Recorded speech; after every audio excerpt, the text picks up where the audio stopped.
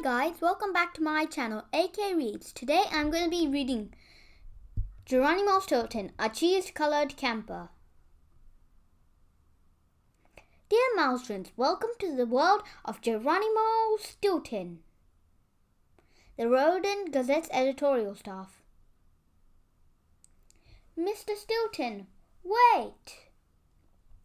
One morning, I was in a fabulous mood. I woke up before my alarm clock went off.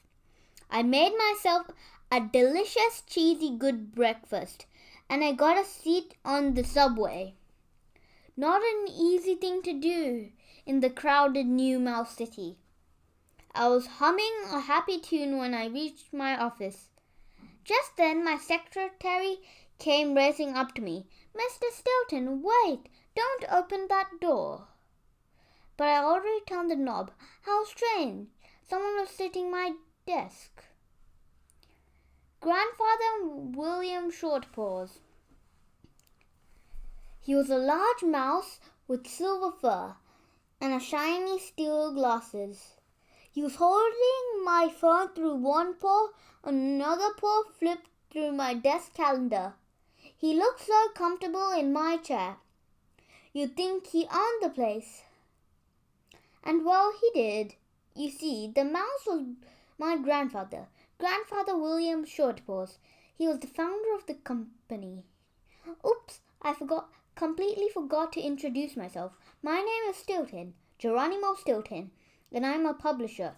I run the most popular newspaper in New Mouse City.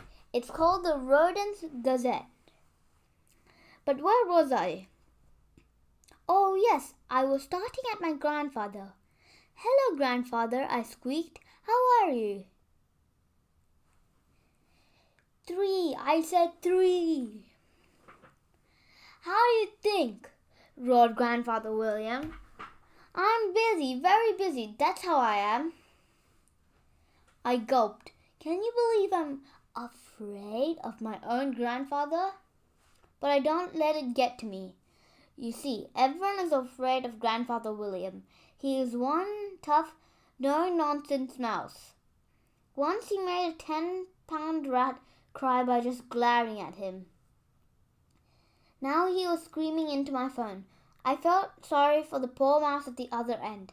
Yes, 3, he shrieked. I need 3 million guidebooks at the Ratzikistan on the double. I said, 3, 3, 3.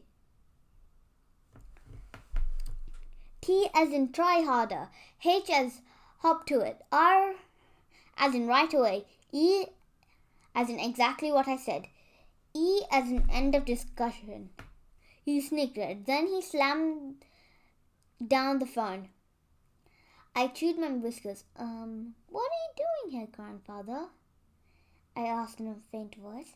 And why do you want to print 3 million guidebooks to Ratzikistan? As usual, my grandfather ignored me. He was the worst listener. Instead, he began scribbling on my notepad. Just then, my secretary, Mousella McMouser, came in. She handed grandfather a stack of papers. He leafed through them, grumbling, "These are all wrong," he snorted. "Wrong, wrong, wrong." He tore up the papers and crumpled them into a ball. Then he jumped onto my desk and struck a pose, just like a professional basketball mouse. "Score!" he squeaked, shooting the ball into my wastepaper basket. My secretary and I looked at each other in shock. "The business is a mess, Geronimo," he snorted. "You need to publish some bestsellers now, or you can say bye-bye to your books forever." I had no idea what Granddad was squeaking about. The company was doing great. The newspaper was selling like cheese popsicle in summertime, and our books had always sold well. Yes, we hadn't had a bestseller in a few months, but we were still making tons of money. Of course, Grandfather William wouldn't listen. "Don't tell me how we're doing," he shrieked. "I built this company with my bare paws. I know everything." Uh-oh, this was gonna be harder than I thought. Once grandfather gets an idea in his head, it sticks like mouse in a glue trap. He's like the safe at Regal Road and Bank, a tough one to crack. I tried reasoning with him. But grandfather, I began in a gentle voice, 20 years ago, you left running the company to me. Isn't this my job? Can you guess his reply? Naturally, he didn't say a word. I told you my grandfather never listens. He was staring at my calendar. Look at all these appointments, he squeaked. I'm going to be busier than a rat burglar in the middle of a blackout. But grandfather, those are my appointments. At that very moment, the phone rang. We both leaped for it, but unfortunately the old mouse beat me to it. Now this is not Geronimo Stilton, he thundered. I am his grandfather, and from on I am the one in charge. Got it? He slammed down the phone. I was horrified. What might my client think? Maybe grandfather was right. The business was a mess, and it was all because of him. Not even penguins. Right then I remembered about the guidebook. Grandfather, could you at least tell me this guidebook to Ratzikistan? Grandfather William shook his head. Poor Geronimo, he scoffed. Of course you don't understand. Can you help it if your brain is so small, so teeny-weeny, so microscopic? Not everyone can be a genius like me. By now I was ready to strangle him. But how could I? I could just see the headlines in the paper next day. Young publisher murders feeble old grandfather. Stilton now started in Senate life. No, I couldn't do it. After all, I'm a newspaper mouse, and I hate bad press. Instead, I tried again. Are you really going to print out 3 million copies? I asked. For once, Grandfather William seemed to hear me. He rolled his eye. Wake up, Geronimo, wake up, he shouted in my ear. Then he waved a map under my snout. What is that? I mumbled, taken by surprise. He sneered and shoved the map at me again. This time I could see clearly. It was a map of Ratzikistan. Have you ever noticed there is no guidebook to Ratzikistan? Grandfather demanded. I opened my mouth to reply, but he was already babbling on. Oh, Ratzikistan, Grandfather said with a sigh.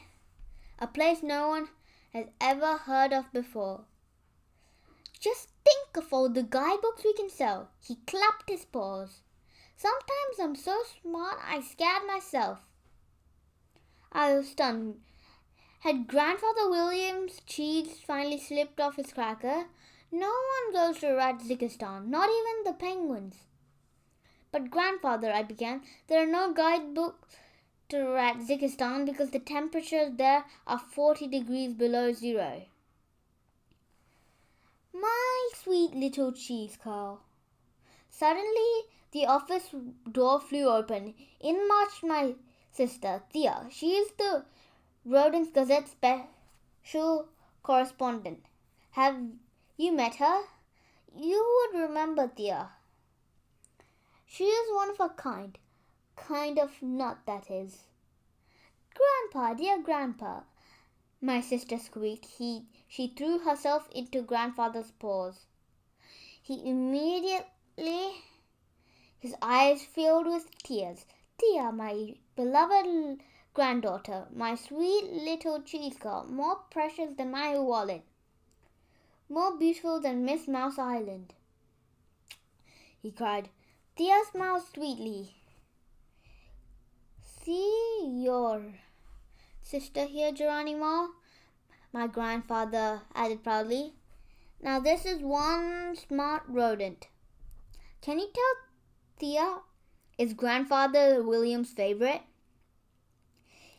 He sends her on all of those wonderful assignments. In fact, she just returned from a trip to Southern Islands. She was researching the latest trends in swim gear. Tough job, I'm sure. Well, it seems this year it's all about color, Thea announced. Orange, red, yellow, green. You name it, they're wearing it. Grandfather beamed. Brilliant! I'm so proud of you, darling, he gushed. I tried to not act jealous, but I was. I cleared my throat. I would love to go to Southern Islands sometime too, I offered timidly. Grandfather William shot me a disapproving look. Forget it, Geronimo, he squeaked. Only a stunning mouse like Thea can report on fashion. She's got style. Too bad I can't say the same about you. I chewed my whiskers to keep squeaking. What is wrong with the way I dressed? Okay, so maybe I wasn't little on the conservation side, but I wasn't into flashy colors or crazy prints. No one had ever picked on my clothes before. Grandfather turned to Thea. How was the flight, darling? He asked. I hope your first class seat was comfortable. Nothing but the best for my little treasure. Did I mention Thea's grandfather's favorite? Tina Spicy Tail. Right then, the phone rang. I pressed the speaker button so we could all listen. Hello, hello, squeaked the female voice at the other end. I recognized it right away. It was Tina Spicy Tail, Grandfather's housekeeper. Mr. Geronimo, would you please ask Mr. Shortpaws what he would like for dinner? She yelled. Tina was not a quiet mouse. Grandfather William scratched his head. Let's see, I would like a chocolate cheddar fondue, he began. But Tina quickly interrupted him. No fondue for you, Shortpaws, she shrieked. You're on a diet. By the way, are you wearing your woolen underwear? You're not so young anymore. You know, don't come crying to me if you catch a terrible cold. Grandfather rolled his eyes. He started to reply, but she cut him off again. Before I forget, I'm packing a suitcase for your trip, she announced. I must have packed 40 at least. I had a little trouble with your antique desk, though. Don't worry, I chopped it into pieces. You can put it together when you arrive at your destination.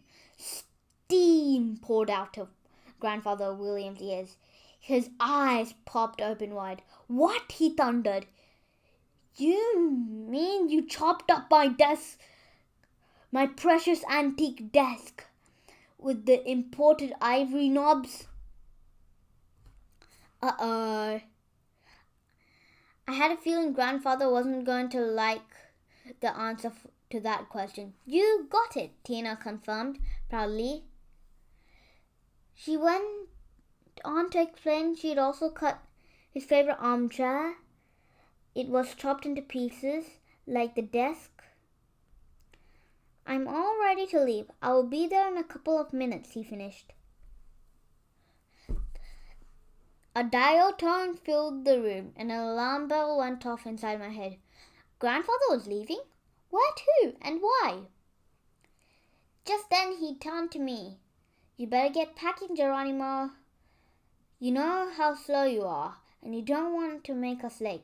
I had no idea what he was talking about. I wasn't planning on going anywhere. Grandfather William shook his head. Oops, we didn't tell you, he said. raised her eyebrows. Oops, didn't we tell you? She echoed. Right then my cousin, strode into the room. He was wearing a huge backpack. Oops, didn't we tell you? He squeaked. The door flew open again. This time Tina marched in.